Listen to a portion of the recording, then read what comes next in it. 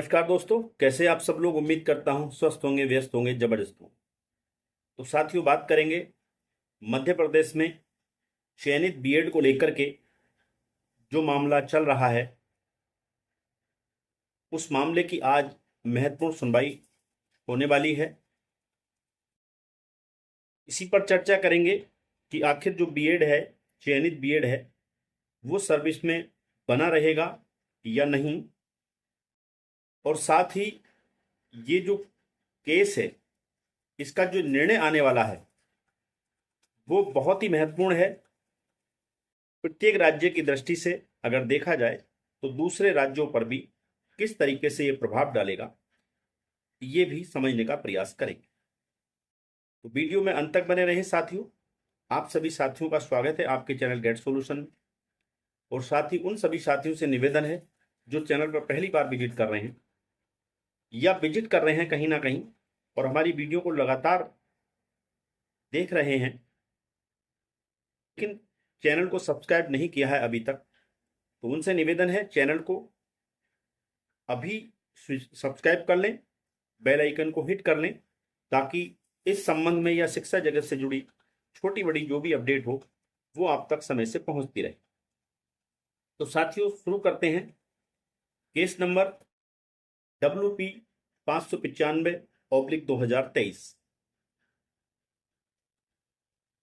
ये केस माननीय Madhya Pradesh high court में लंबित है और आज 3 जुलाई 2025 को ये फाइनल हियरिंग के लिए लगा हुआ है। जैसा कि पिछले आदेश का अवलोकन हम करें तो पिछले आदेश में यही कहा गया था कि इस केस को फाइनल हियरिंग के लिए जो है 3 जुलाई के लिए लगाया जाए।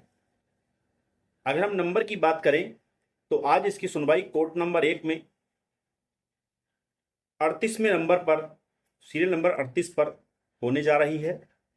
हालांकि 38 नंबर काफी बाद में आता है, लेकिन फिर भी उम्मीद कर सकते हैं कि इसमें सुनवाई होनी चाहिए, क्योंकि जैसा कि माननीय हाई कोर्ट ने पिछली बार कहा कि इसको फाइनल हियरिंग के लिए 3 जुलाई को लगा दीजिए, तो उम्मीद है कि इसमें सुनवाई होगी। अगर कोई केस लंबा ना चला तो 38वां नंबर आ जाएगा और इस पर सुनवाई होगी। और इसकी जो सुनवाई है वो आज फाइनल होने वाली है और उम्मीद कर सकते हैं कि इस केस में जल्दी से जल्दी निर्णय आ जाए। हम तो चाहेंगे कि आज ही इसमें निर्णय आ जाए या रिजर्व हो जाए, जरूरत पड़े तो कल भी सुनवाई हो, लेकिन इसका मामला, ये मामला जो है निस्तारित हो जाना चाहिए।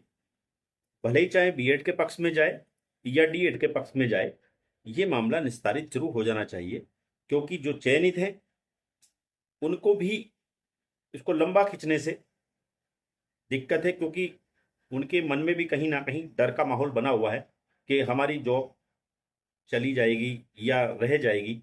ये एक जो भ्रम है वो लगातार बना हुआ है, यानी कि वो स्पष्ट नहीं कह सकते, क्योंकि कोर्ट में मामला है। कोर्ट किस तरीके से फैसला देगा, किस तरह से चीज़ों को देखेगा, ये कह पाना कि बीएड की नौकरी चली जाएगी या बीएड की नौकरी रह जाएगी, ये अपने आप में थोड़ा मुश्किल है, क्योंकि कोर्ट अपने विवेक पर देखेगा। क्योंकि माननीय सुप्रीम कोर्ट से घूम करके ये केस फिर दोबारा से रीओपन हुआ है और दोबारा इसमें सुनवाइयां हो रही हैं, तो जाहिर सी बात है कि जो ऑर्डर पहले आ चुका है सील नागू जी का, उस ऑर्डर के समान ऑर्डर तो मैं नहीं समझता आएगा। मैं नहीं समझता हूं कि उसी ऑर्डर के समान ये ऑर्डर आ जाएगा, सील नागू जैसा ही ऑर्डर ये आ जाएगा। जाहिर सी बात है ऑर्डर में फेरबदल जरूर होगा। अब ये अलग बात है कि उसमें बीएड को किस तरीके से बचाया जाएगा, क्योंकि बीएड के फेवर में लगातार मध्य प्रदेश सरकार भी है और बीएड भी आप समझिए कि पूरी तरीके से इसमें पूरी अपनी ताकत लगा रहा है। और जो मेन पॉइंट है, दो बिंदुओं को लेकर के। पहला बिंदु कि बीएड जो है, इस प्राथमिक शिक्षक भर्ती का जो नोटिफिकेशन आया था उसमें जो है एज ए वैलिड क्वालिफिकेशन शामिल है और साथ ही कोर्ट को उसने अपनी तरफ से अपोज नहीं किया है। लगातार बीएड का इन दो पॉइंटों पर बल दिया जा रहा, और ये 2 पॉइंट ही फेवर में जाते हैं बीएड के, अगर माननीय सुप्रीम कोर्ट का 8 अप्रैल 2024 का निर्णय देखा जाए तो। लेकिन दूसरी तरफ बीएड के भी अपने तर्क हैं। उसका भी तर्क है कि यहां पर हमसे कोर्ट जाने का अधिकार छीन लिया जा रहा है। यानी हम अगर कोर्ट जा रहे हैं, हम भर्ती को हम कोर्ट को अपोज कर रहे हैं, तो हमारी बातों को इग्नोर क्यों किया जा रहा है, यानी उस स्थिति में भर्ती को सब्जेक्ट टू आउटकम क्यों नहीं माना जा रहा है। ये अपने तर्क बीएड के हैं। कह रहे हैं कि 14A का आर्टिकल 14A का जो समानता का अधिकार देता है सभी को, उसका अपने आप में ये उल्लंघन है, उसकी अवहेलना है।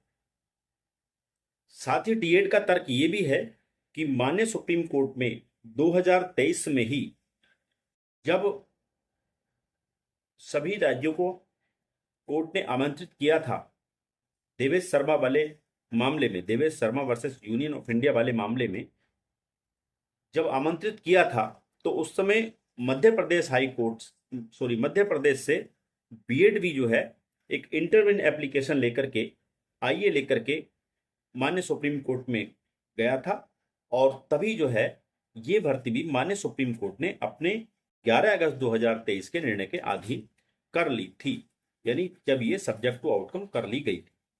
तो उस दृष्टि से देखा जाए, जैसा कि डीएड वालों का मानना है, ये भर्ती भी सब्जेक्ट टू आउटकम है। और अगर माननीय हाई कोर्ट इस तर्क को मान लेता है कि ये भर्ती सब्जेक्ट टू आउटकम है, तो यहाँ पर जो बीएड साथी हैं चयनित हमारे, उनको बड़ा खतरा हो सकता है। बहरहाल देखते हैं किस तरह से सुनवाई जाती है और किस तरफ मामला जाता है, ये देखने वाली बात होगी।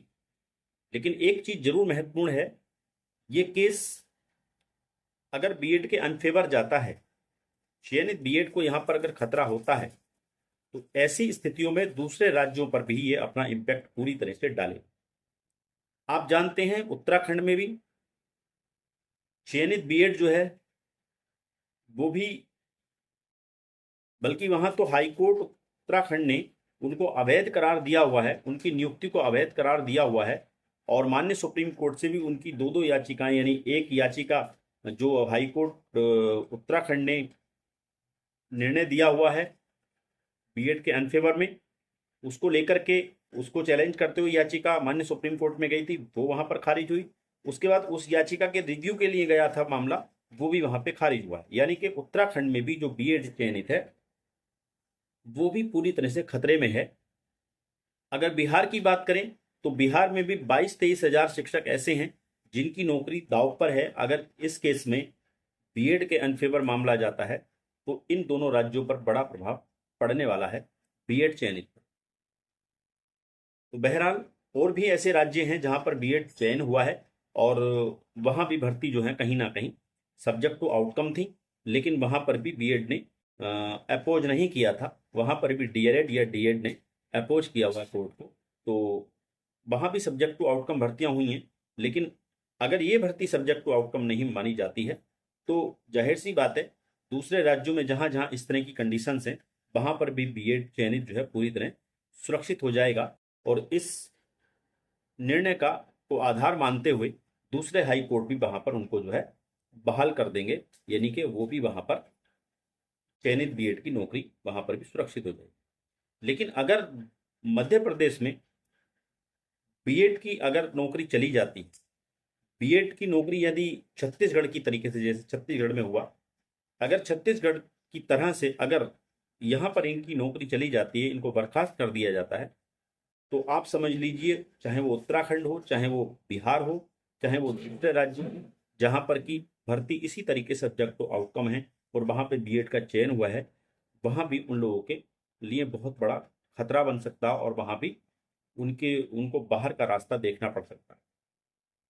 बहरहाल जो भी होगा उस पर नजर बनी रहेगी।